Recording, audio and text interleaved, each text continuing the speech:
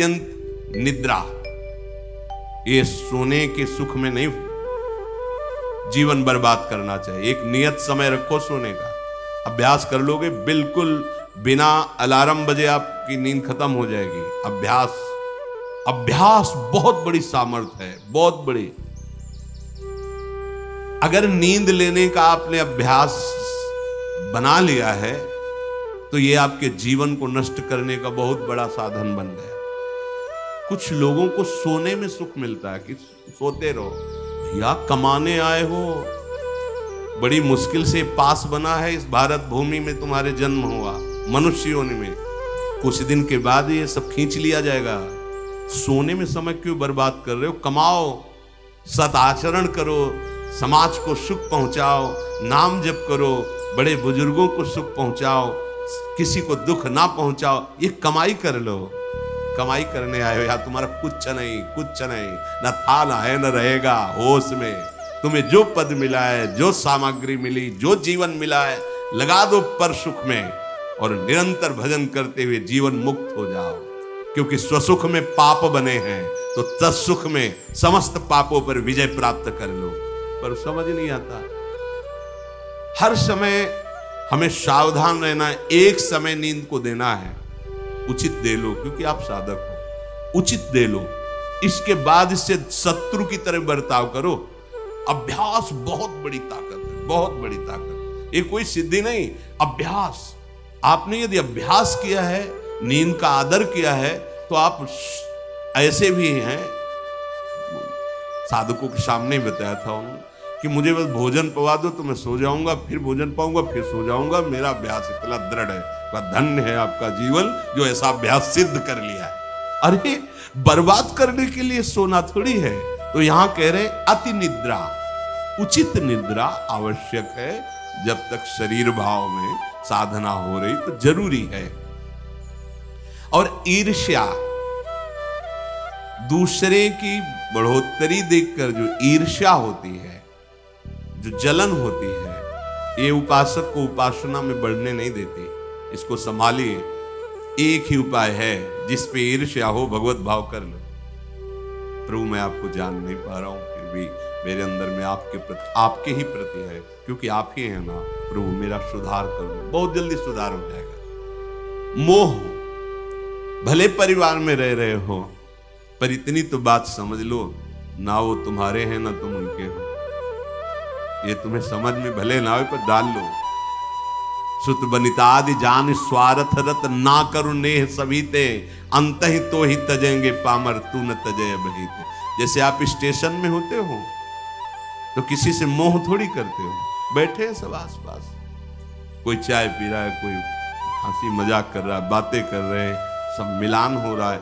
गाड़ी आई, किसी से कोई मतलब नहीं, अपनी गाड़ी में। ऐसे ही जैसे प्याऊ में हम खड़े हैं, भीड़ है, पानी पिया, चल दिया। ऐसे ही आपको समय मिला है 70 वर्ष, 80 वर्ष, 100 वर्ष, उन जनों के बीच में रहकर अपनी गाड़ी का इंतजार करो और भगवत प्राप्ति करके अपने परम धाम जाओ। तो अगर नहीं समझ पाए तो ये माया ऐसा लगती, मेरा पुत्र, मेरी पत्नी, मेरा परिवार, मैं, पूरा समय चला जाता है। फिर जिनको तुमने मैं करके अब वो अंतिम समय दिखाई देता है, कोई अपना नहीं, कोई अपना। अभी मतलब आप तो अपने ही घेरे में हैं, जैसे अपने लोग भ्रमण किए तो देखा है। रो रहे हैं, उनके परिवार वाले उनसे बात भी नहीं करते। अवस्था ऐसी है कि डंडा के सहारे 2-4 कदम चल सकते हैं।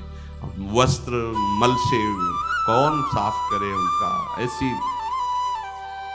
ये नहीं कि वो किसी एक की बात हो, ये स्वार्थी संसार कोई किसी का नहीं। तो हम ये नहीं कहते कि भाग जाओ, हम ये कहते उन्हीं के बीच में रहकर उनके हृदय में विराजमान प्रभु से अनुराग करो, ना कि देह से। देह एक सीमित समय वाला है, तुम्हारा भी और उनका भी छूटेगा। भगवत भाव करके खूब प्रेम करो, खूब सेवा सबकी करो। भगवत भाव विहीन आसक्ति तुम्हारे पतन का कारण बन जाएगी, जिसे मोह कहते हैं। मोह सकल व्याधिन कर मूला, ये मूल है, ये बहुत दुख देने वाला है। तृष्णा, भोगे हुए भोग को बार बार भोगने की इच्छा का नाम तृष्णा। ये डाइन है, इसे शास्त्रों में कहा गया है, ये डाइन है, कभी आघाती नहीं है। ये तृष्णा रूपी डाइन सबके हृदय में बैठी है। हर भोग को बहुत बार भोगा फिर भी भोगने की चाह, इसी का नाम तृष्णा है। और कायरता, जो नहीं होना चाहिए उसमें बहुत उत्साहित है, जो करना चाहिए, जो होना चाहिए उसमें, उसे कायरता कहते हैं। ये कायरता साधक में अगर है तो परमार्थ विहीन कर देगी। दूसरों के गुणों में दोष देखना और निंदा करना, द्वादशैते महादोषा, ये महान दोष है। धृतराष्ट्र जी से कह रहे सनत सुजात जी, इन्हीं दोषों के कारण हृदय में बैठे हुए भगवान का साक्षात्कार नहीं होता। ये प्राणों का नाश करने वाले, ये प्रज्ञा का नाश करने वाले, ज्ञान नेत्रों को ये ढक देने वाले दोष हैं। शोक, क्रोध, लोभ, काम, मान, अत्यंत निद्रा, ईर्ष्या, मोह, तृष्णा, कायरता, गुणों में दोष देखना और निंदा करना, ये 12 महान दोष साधक की साधना का नाश करने वाले हैं। भगवत अनुभव इन्हीं के कारण नहीं हो पाता। भगवान हृदय में है पर हमें अनुभव क्यों नहीं होता? इन 12 दोषों के कारण। राजेंद्र, जो लोलुप पुरुष, क्रूर कर्म करने वाला, कठोर वाणी बोलने वाला, कृपण स्वभाव वाला, मन ही मन दूसरों के प्रति जलने वाला और अपनी प्रशंसा करने वाला है, वो निश्चय ही भगवत मार्ग में नहीं चल पाता है, भगवत मार्ग का वर्ण नहीं कर पाता है। जो संभोग में मन लगाने वाला, हृदय में विषमता रखने वाला, अत्यंत अभिमानी स्वभाव वाला, दान दे करके जलन करने वाला, मैंने क्यों दे दिया, दान देकर जलन करने वाला, आत्म श्लाघा करने वाला और असमर्थ होकर अपनी बड़ाई, लंबी लंबी बातें करने वाला, ऐसा पुरुष भी परमार्थ पर चलने की योग्यता खो देता है। सच्ची हो या झूठी, निंदा करनी ही नहीं है। सद वा परिवादो ब्रह्मणस्य ना सस्यते नरक प्रतिष्ठास्ते वही शूर एवं कुर्वते जनाहा। बोले इसमें क्या, मैंने देखा ऐसा ऐसा ऐसा, तो शास्त्र कह रहा है कि तुम देखो भगवान को, सर्वम खलमिदम ब्रह्म ने नानास्ति किंचित, देखा तुमने? सत्य वस्तु को तो देखा नहीं। तो कह रहे सद वा परिवादो, झूठी हो या सच्ची, किसी की भी निंदा नहीं करनी। बोले हम तो सत्य बोलेंगे, तो सत्य को जाना तुम, सत्य एक है, सच्चिदानंद में है, उसको जाना। अगर उसको नहीं जाना तो तुम झूठे तो हो ही, तो तुम्हारी हर बात झूठी है। बोले नहीं, हम सत्य बोलते हैं, हमने जो देखा। तुम क्या देखा? जो देखना चाहिए वो देख पाए, जो नहीं देखना चाहिए वो देख पाए, तो तुम तो झूठा देख रहे हो, झूठा बोल रहे हो। सद वा परिवादो, बात सच्ची हो या झूठी, यदि वो किसी की निंदा है तो नहीं करना है। अगर करते हो तो नरक प्रतिष्ठास्ते वही शूर एवं कुर्वते जनाहा, निश्चित उसे नरक की प्राप्ति होती है। ये सनत सुजात जी महापुरुष बोल रहे हैं। जो बहुत बकवाद करने वाला है, दूसरों के दोषों का वर्णन करने वाला है और धन का दुरुपयोग करने वाला है, प्राणियों को कष्ट पहुंचाने वाला है, ऐसे आचरण वालों को देख करके प्रणाम मन से करके दूरी बनाओ। इनका संग नहीं करना चाहिए। इसलिए वो धन्य है जो सब प्रकार की कुचेष्टाओं का त्याग करके एकांत मन से भगवान श्री हरि की उपासना करते हैं। ना किसी से स्तुति, ना किसी से निंदा, ना किसी से राग, ना किसी से द्वेष। वो महापुरुष बालवत हो जाते हैं, बालवत, निर्विकार, ब्रह्म का साक्षात्कार करके बालवत चेष्टा के द्वारा जीवन व्यतीत करते हैं। वेदों में इसी स्थिति को जीवन मुक्त अवस्था कहते हैं। हे राजन, सच्चिदानंद परब्रह्म की प्राप्ति ही इस जीवन का परम लक्ष्य है। जो इस लक्ष्य को निश्चित करके, जो बताए हुए दोष हैं उनका त्याग करके, असाधनों का त्याग करके साधन में स्थित रहता है, निश्चित उसका स्वभाव बालवत। बड़े बड़े महापुरुषों को देख, एकदम निर्विकार, बालवत चेष्टा, बोधवान होते हुए भी अबोधवत चेष्टा। जैसे बच्चा न किसी से राग न किसी से द्वेष, खेल रहे स्वभाव। जीवन मुक्त महापुरुष कर्ता और भोक्ता भाव से रहित होते हैं, कोई भी दोष उनका स्पर्श नहीं करता, वो जगत मंगल करते हैं। वही स्थिति अपने को प्राप्त करने का समय दिया गया है। दृढ़ स्थिति प्रभाव नहीं, बहुत कृपा से ऐसी ऊंचाई पर आ गए जहां इन द्वंद्वों का प्रवेश नहीं, तो अब फिसलना नहीं, अब चूक नहीं, हर समय सावधान, सेवा सुमिरन सावधान, हर समय सावधान। एक सेकंड के लिए भी किसी इंद्रिय को छूट नहीं, धोखा पैदा कर देगी, भ्रम पैदा कर देगी, फिर पश्चाताप होगा। लोक चतुर्दश बहुविधि भटक्यो, स्वार्थ लगी मैं हरि बिसरायो।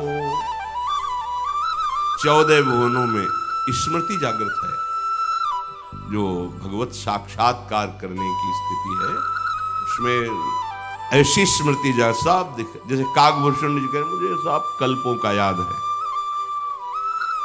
जिस समय अंतिम समय होता है जीव का, या जिस समय गर्भ में होता है, दोनों स्थिति, गर्भ में उसे बहुत जन्मों की याद आती है, तो वो व्याकुल हो जाता है। ऐसे ऐसे कर्म उनके परिणाम से इस गर्भ में एक बार प्रभु, एक बार मुझे निकाल दो, मैं जाकर के मानव देह में ऐसे सत्कर्म करूंगा, ऐसा भजन करूंगा कि दोबारा मां के गर्भ में ना आना। जब अंतिम समय होता है तो जितने इस जन्म में दुष्कर्म या सत्कर्म के सब सामने घेर लेते हैं, बहुत जन्मों के कर्म संस्कार छा जाते हैं, और जो उसको योनि मिलनी होती है वही चित्त अटक जाता है। आगे बहुत सावधान, बहुत सावधान। कह रहे हरिराम व्यास जी, 14 लोकों में घूम कर, मेरी स्मृति इस समय जागृत, 14 लोकों में घूमा हूं, हर जगह सुख भोग की लालसा में हरि का विस्मरण ही होता रहा। हरि का स्मरण कब होता है अखंड? जब लौकिक सुखों की, भोगों की चाह खत्म हो जाती है। होगी कैसे? भगवान नाम जप से। हरि का विस्मरण कब होता है? जब किसी भी भोग में महत्व करके भोग रहे होगे, उस समय हरि, और अगर हरि स्मरण है तो उसमें सुख नहीं मिल सकता, क्योंकि सत्य प्रकाश तुम्हारे साथ है। इसीलिए बड़े भाग्यशाली जन हैं जो रात दिन नाम का पहरा बैठा लिए, रात दिन नाम, उठे बैठे चले फिरे खाए पिए सब क्रियाएं हो रही, और भगवत स्मरण पर आए, बड़े महत भाग्यशाली। ये जो लोग कहते हैं ना, नाम में रुचि नहीं हो रही, नाम चल नहीं रहा, भाई सिद्ध तो नहीं हो गए ना, रुचि तो भोगों में है। अब नाम अरुचि पैदा करेगा भोगों में, फिर नाम में जब रुचि आएगी तो नामी का रूप झलकेगा। धैर्य पूर्वक जपिए।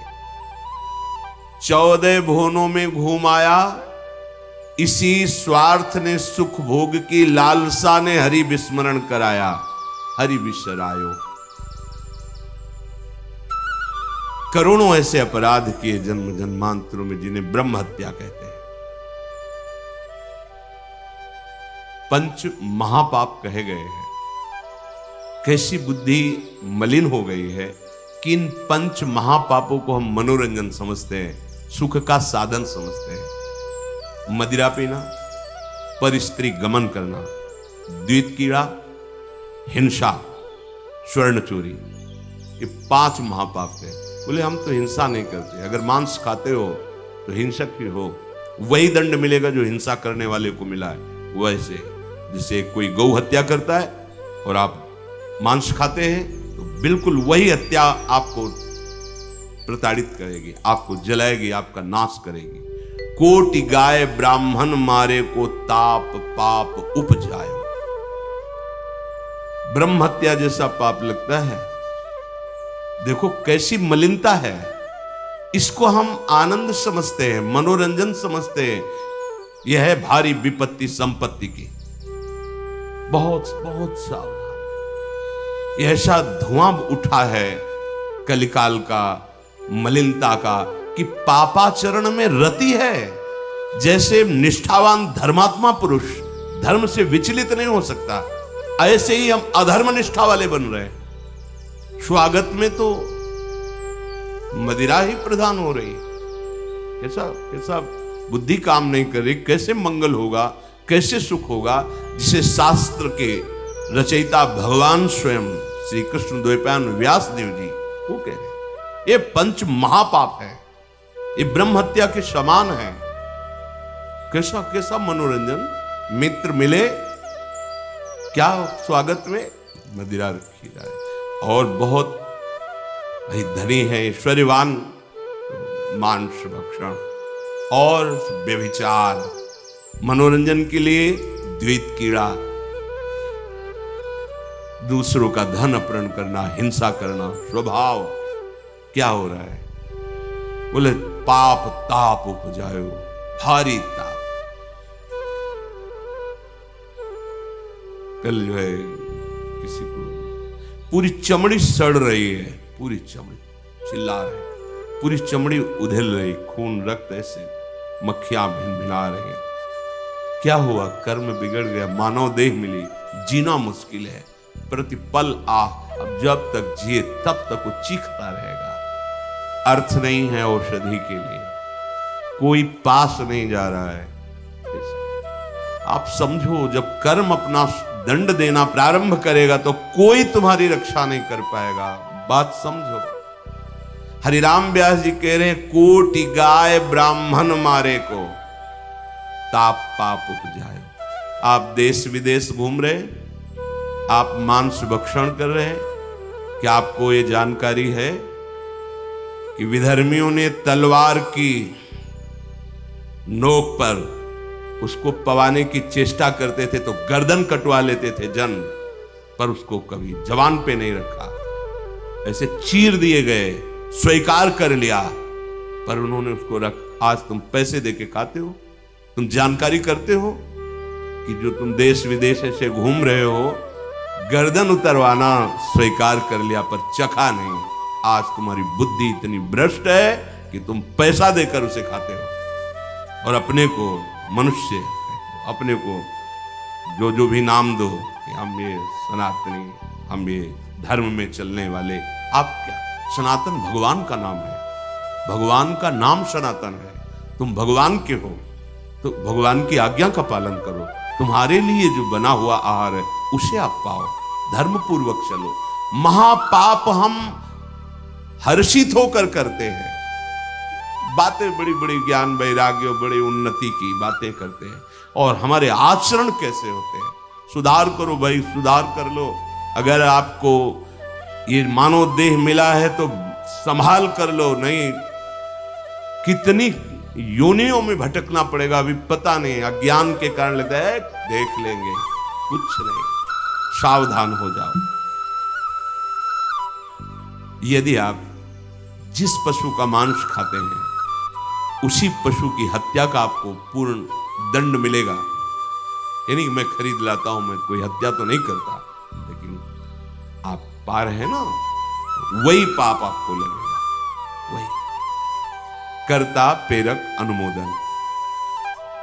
आगे कह रहे, कबहू स्वपचु शरीर धर्यो मैं, चोरी बल उदर बढ़ायो, कबहू कविद्या बाद स्वाद लगी, ब्राह्मण हुए पुजवायो, हरि बिनु छीन ना कहूं सुख पायो।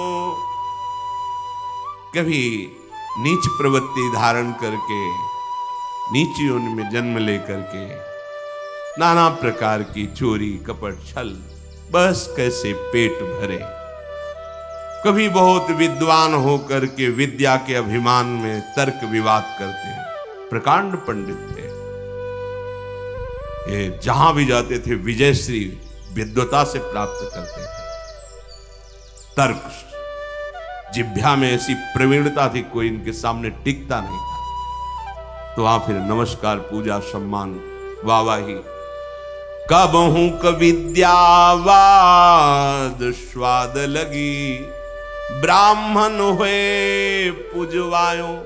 जब कोई प्रणाम करता है, नमस्कार करता है, प्रशंसा करता है, अच्छा लगता है। वो अच्छा लगना देह भाव को पुष्ट करके भगवत विस्मृति के गर्त में गिरा देगा। कबहू करंक निशंक भयो, घर घर फिर जूठो खायो। कबहू क सिंहासन पर बैठो, छत्र चौर ढरवायो।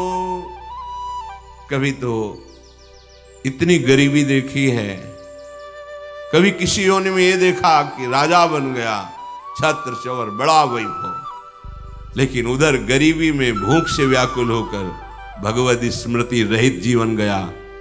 कभी इतना वैभव कि उसके अभिमान में प्रभु को भूलकर भटकता रहा। ये ऐसी माया है कि जो जहां है उसी में आसक्त है। महाभारत में प्रसंग आता है, भगवान व्यास देव जी जा रहे थे तो एक नाली का कीड़ा निकलकर बड़ी तीव्र गति से मार्ग को लांघ रहा था। वह भाई इतनी रफ्तार से आप जा रहे हो, क्यों, क्या पीड़ा है तुम्हें? बोले उस साइड की नाली में मुझे जाना है और भयभीत हूं। क्यों भयभीत? तुम्हें गाड़ी की आवाज नहीं सुनाई दे रही? बैलगाड़ी आ रही, वो हमारे ऊपर चढ़ेगी तो मैं मर जाऊंगा। भगवान व्यास देव जी सर्व भाषाओं का ज्ञान रखने वाले, उन्होंने कहा तुम्हें इस कीड़े शरीर से इतना प्यार है? अरे ये शरीर नष्ट होगा तो दूसरा शरीर मिल जाएगा। बोले आपको जो व्यास शरीर प्रिय है ना, ये उतना ही हमें ये कीड़े का शरीर प्रिय है। भगवान व्यास देव जी ने कहा बड़ी भगवान की विचित्र माया है, अब हम तुम्हारा परम कल्याण करेंगे। तुम एक बार मेरे कहने से रुक जाओ, अभी शरीर छूटेगा और तुम सुख को प्राप्त होगे, तुम्हें दुख नहीं मिलेगा शरीर छूटने के समय। स्तब्ध किया उसको, वो गाड़ी आई कुचल की। उसका फिर चतुर्वर्ण में जन्म हुआ मनुष्य योनि में। वो जब नवयुवक हुआ तो अपने इन्हीं सब कार्यों में जो चतुर्वर्ण के कार्य उसी में मगन गए भगवान व्यास देव। बड़ा बड़ा प्रसंग है, मुझसे छोटा करके, भाई तुम कौन हो? ना परिचय, मैं अमुक हूं। नहीं नहीं, तुम्हें याद है? अब स्मृति जागृत है, हाँ मैं वही कीड़ा हूं जो आपसे, तो देखो तुम फंस गए ना फिर यहाँ। जैसे तुम्हें कीड़े का शरीर प्रिय था, ऐसे तुम ये इस शरीर में नहीं नहीं, इसको भी छोड़ो। भगवान व्यास देव जी ने वो शरीर छोड़ा। क्रम से वो प्रथम वर्ण में जब ऐसे राजा बना, तृतीय वर्ण, ओ चवर डुलाए। तुम्हें याद है हर वर्ण में उसका जन्म हुआ क्रम से, तुम्हें याद है? हाँ मैं चक्रवर्ती राजा हूं, मेरा है भाई वो, मुझे स्मृति नहीं नहीं। तब पूर्व, हाँ मैं नाली कीड़ा था, मैं ये समझो। भगवत स्मृति धारण करो, इस पे राग मत करो, वहां से त्याग करो। जब प्रथम वर्ण में जन्मा, वो अपने कार्य में विद्वान होकर ऐसे उपरोहिता। फिर भगवान व्यास जी, तुम्हें याद है? शास्त्र याद है? नहीं, पूर्व स्मृति याद है? पूरी याद कर। हाँ अब एकांत वन सेवन कर, और मैं जो ब्रह्म विद्या का उपदेश कर रहा हूं उसको धारण कर, तो परम पद को प्राप्त हो। उसमें दिखाया कि जिस शरीर में जीव जाता है उसी को ऐसा मानता है ये मेरा है, और मानो पहली बार मैं इस सृष्टि में आया हूं, सब भूल जाता है, और जो उसके सामने परिवार भोग, उसी में आसक्त होकर उसी का चिंतन करके, ये बहुत काल से चल रहा है।